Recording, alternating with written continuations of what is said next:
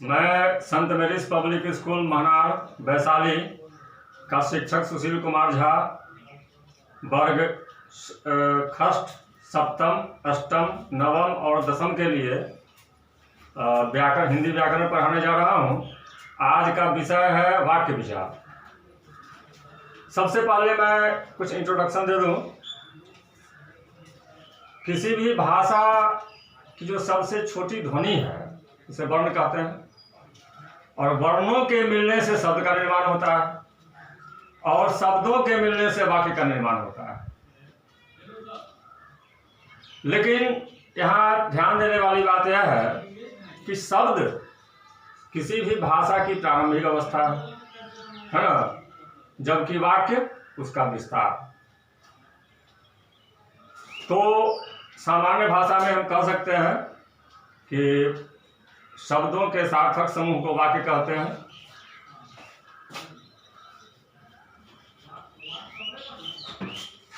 शब्दों के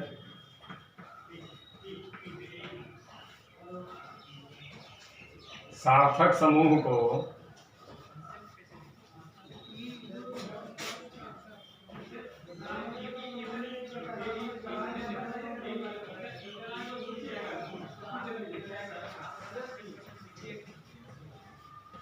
वाक्य कहते हैं।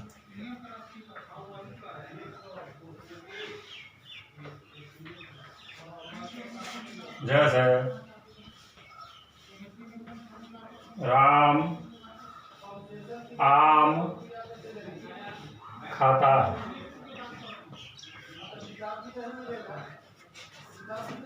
किंतु कुछ जो साहित्यिक व्याकरणाचार्य हैं उनकी दृष्टि में वाक्य की परिभाषा कुछ इस प्रकार से भी हो सकती है जो समीचीन है।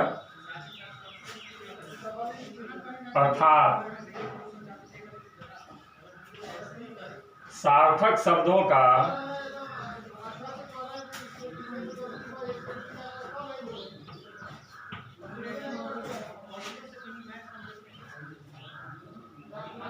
वैसा समूह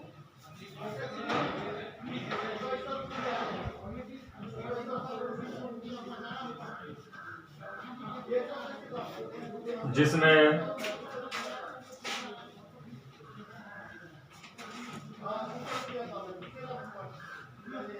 योग्यता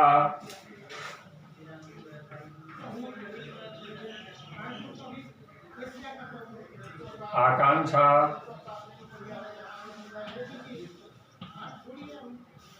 एवं आसक्ति हो।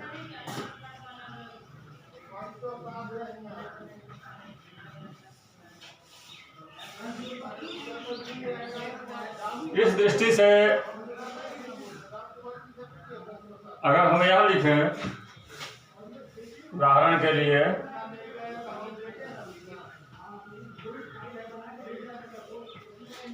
मैं जैसे ही विद्यालय पहुंचा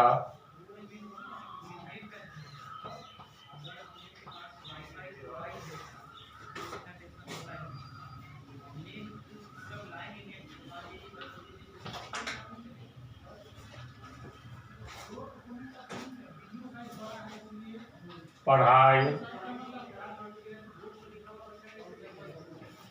शुरू हो चुकी थी।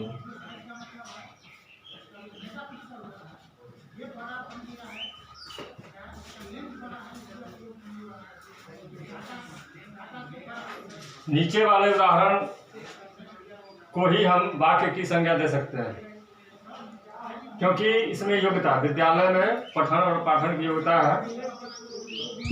साथ ही साथ अगर वाक्य को अधूरा छोड़ दिया जाए, जैसे मैं जैसे ही विद्यालय पहुंचा की, तो आगे क्या हुआ यह जानने की इच्छा बनी रहती है, जब तक कि यह न बता दिया जाए कि पढ़ाई शुरू हो चुकी थी। अतः वाक्य की परिभाषा को हम इस तरह परिभाषित कर सकते हैं। आसक्ति का मतलब होता है लगाव। इसमें ऐसे शब्दों का चयन होना चाहिए कि पाठक पढ़ने के लिए बाध्य हो जाए। तो साहित्यिक भाषा में किसी भी वाक्य में शब्दों का संयोजन तो होना चाहिए, लेकिन उसमें योग्यता, आकांक्षा और आसक्ति अनिवार्य है। अब मैं वाक्य का विभेद करने जा रहा हूँ, ठीक है। मूलतः वाक्य को दो दृष्टियों से विभेदित किया गया है। पहला क्या है? पहला है रचना की दृष्टि से। वाक्य को दो दृष्टियों से विभेदित किया गया है, रचना की दृष्टि से और अर्थ की दृष्टि से। रचना की दृष्टि से वाक्य को हम तीन भागों में बांट सकते हैं। पहला सरल वाक्य, दूसरा मिश्र वाक्य तथा तीसरा संयुक्त वाक्य।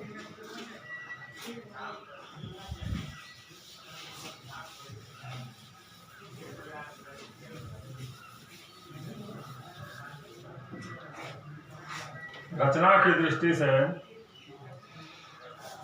वाक्य को हम दो दृष्टियों से बांट सकते हैं। रचना की दृष्टि से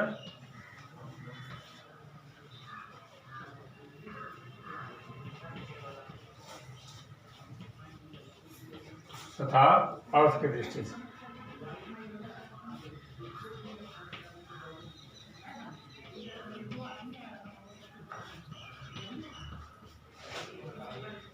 रचना की दृष्टि से वाक्य को तीन भागों में बांटा गया है: सरल वाक्य, मिश्र वाक्य तथा संयुक्त वाक्य।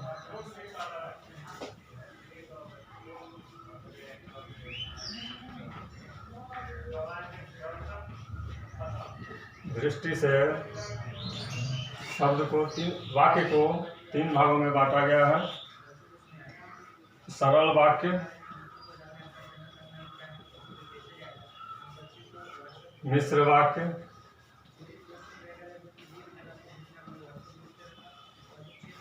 तथा संयुक्त वाक्य।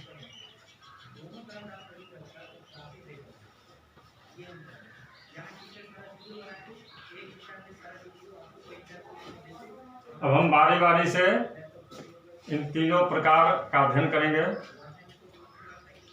सरल वाक्य सार्थक शब्दों का वैसा समूह है जिसमें एक कर्ता और एक क्रिया है, अर्थात जिसमें एक ही उपवाक्य हो, सरल वाक्य कहलाता है। जैसे इसको मैं यहाँ लिख देता हूँ, सरल वाक्य।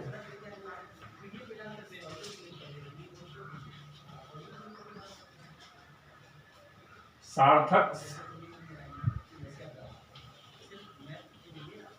शब्दों का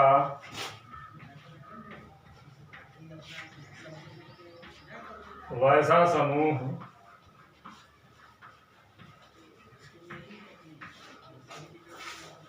जिसमें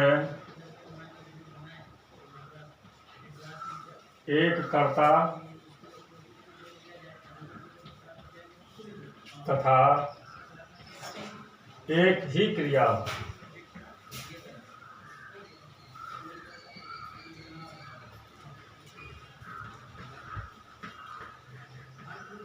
क्रिया हो। जैसे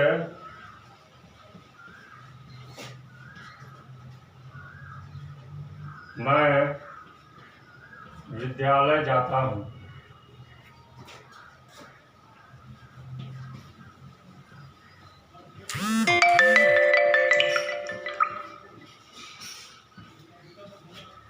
यहाँ मैं कर्ता है और जाता हूँ क्रिया है। इसमें एक कर्ता और एक क्रिया होने के कारण यह सरल वाक्य है। अब वाक्य के दूसरे प्रकार की ओर चलता हूँ मैं। दूसरा प्रकार है मिश्र वाक्य। मिश्र वाक्य में एक साधारण वाक्य होता है और उसके अतिरिक्त उसके अधीन कोई एक उपवाक्य होता है, जिसे अंग वाक्य भी कहते हैं। ये दोनों अंग वाक्य और मूल वाक्य आपस में बिना किसी संयोजक चिन्ह द्वारा जुड़े होते हैं। इसे हम इस तरह परिभाषित कर सकते हैं।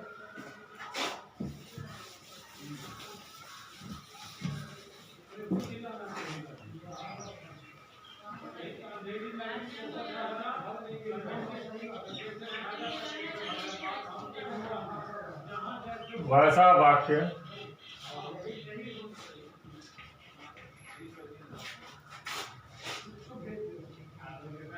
जिसमें एक प्रधान वाक्य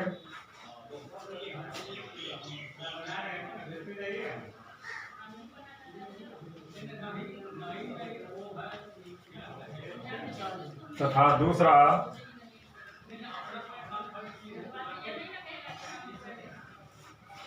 अंग वाक्य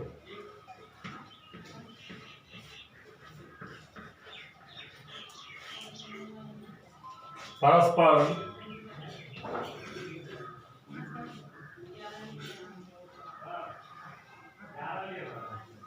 बिना संयोजक अव्यय के ही जुड़े होते हैं।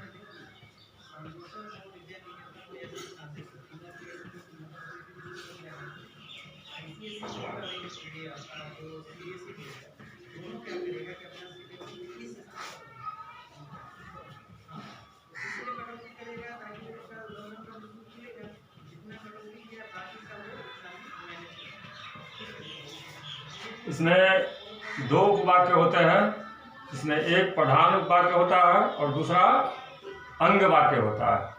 साथ ही साथ यहाँ ध्यान देने वाली बात यह है कि इसमें कोई संयोजक अव्यय नहीं होता है और अथवा या कि आदि जो संयोजक शब्द हैं उसका प्रयोग इसमें नहीं किया जाता है।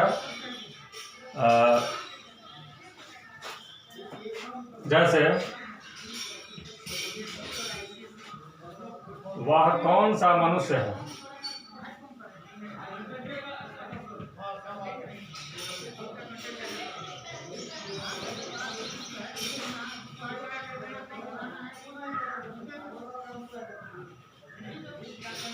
यहाँ वह कौन सा मनुष्य है प्रधान वाक्य हुआ। अब यहाँ विराम चिन्ह का प्रयोग करेंगे, कॉमा, जो महात्मा गांधी को नहीं जानता।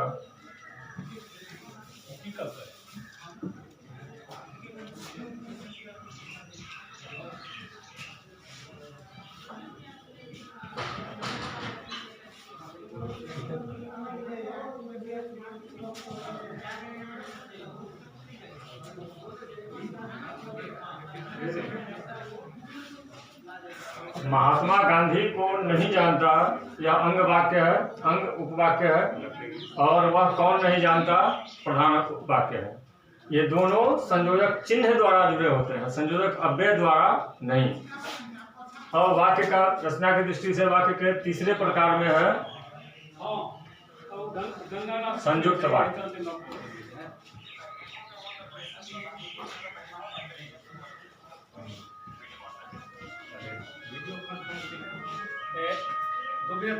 इसमें भी एक प्रधान वाक्य उपवाक्य, 2 मिनट रोक दीजिएगा, आइए ना। वाक्य का तीसरा प्रकार है संयुक्त वाक्य।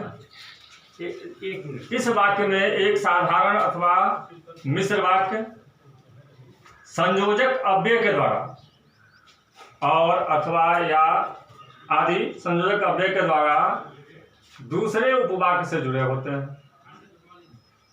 इसे संयुक्त वाक्य कहते हैं।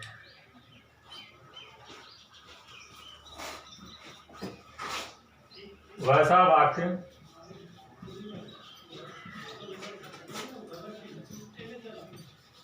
जिसमें दो उपवाक्य, दो या दो से अधिक उपवाक्य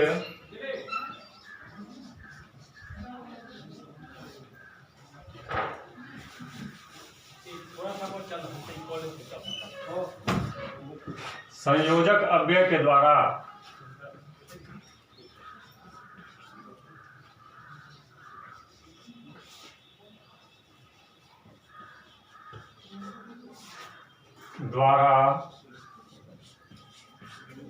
जुड़े होते हैं।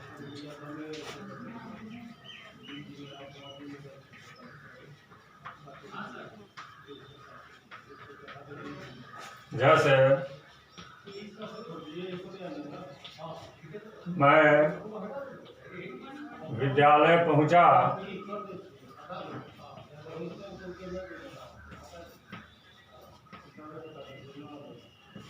और पढ़ाई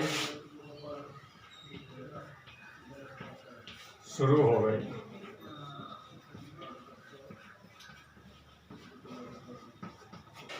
इसमें दो उपवाक्य है, मैं विद्यालय पहुंचा, पढ़ाई शुरू हो गई, जो संयोजक अव्यय और के द्वारा जुड़ा है, अतः यह संयुक्त वाक्य का उदाहरण है।